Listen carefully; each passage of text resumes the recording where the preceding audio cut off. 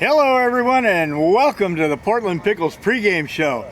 Today is a great day for a baseball game, and boy are we going to have a game for you. Corvallis is in town. Anyway, I got Coach Mags on my left and I got Mike on my right. Take us in, Mike. Thank you much. Coach, welcome back to Walker. Good to have you back after 3 games out in Walla Walla. It's good to be home. Another series win. You all went 2 for 3 against Walla Walla. Dropped the last game in the series, but you got some great performances while you were out there. Alex Overbay ended up going 2 for 7, hit a home run and knocked in 3, and then Tanner Griffith looking great at the leadoff spot. Yeah, he's doing a really good job. Both those guys are playing real well for us right now, and Tanner Griffith has been setting us up. You know, we got a good one from St. Mary's.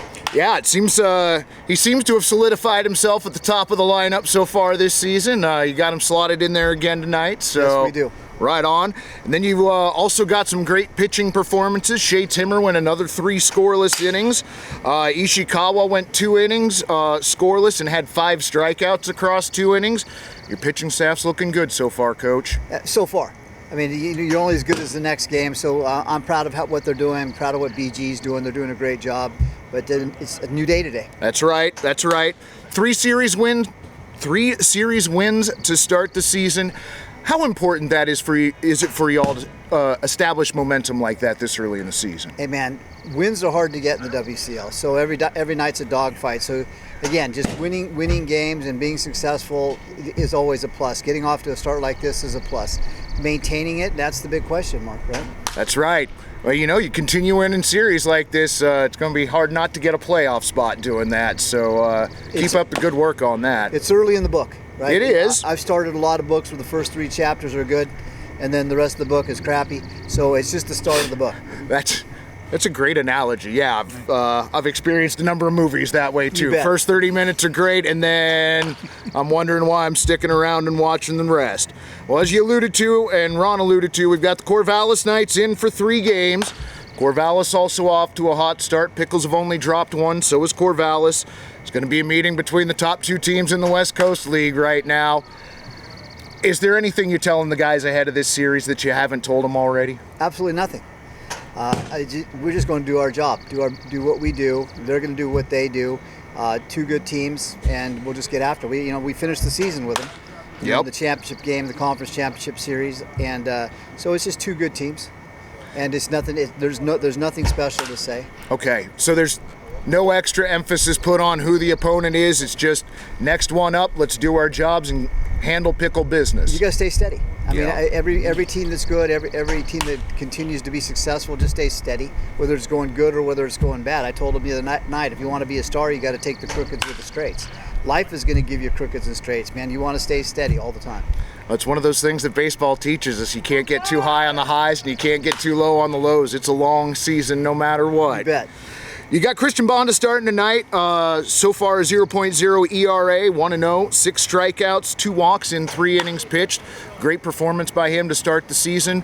What are you expecting from your starter tonight? The same thing we get from him all the time. He's just a tough-minded kid. He's really strong mentally. Even if he's going to get touched up a little bit or he doesn't have his command, he's going to compete when he doesn't have his good stuff. We're hoping he has his good stuff tonight, but I know that we're going to get a guy out there that's going to compete and throw strikes. Well, and you got a competitor when you're out there watching him and he doesn't have his best stuff, but he's still getting the job done. Right, that's him. We're looking forward to it tonight. He's going to be a fun one. Any new arrivals since you are all here last week? Yeah, Jack Metcho's here for a rehab assignment. He just walked into the clubhouse today. We've got Noah Fricklin, another left-handed arm that will help us.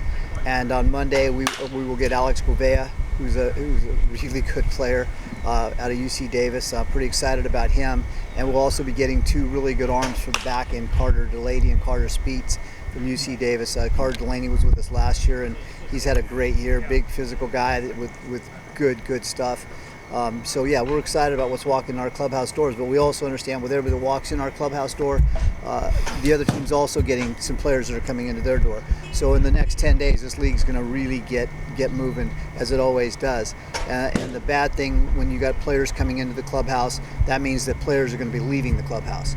So you have to make tough decisions, and they're not always fun, but those are coming down the road as well. So when players come, players got to go.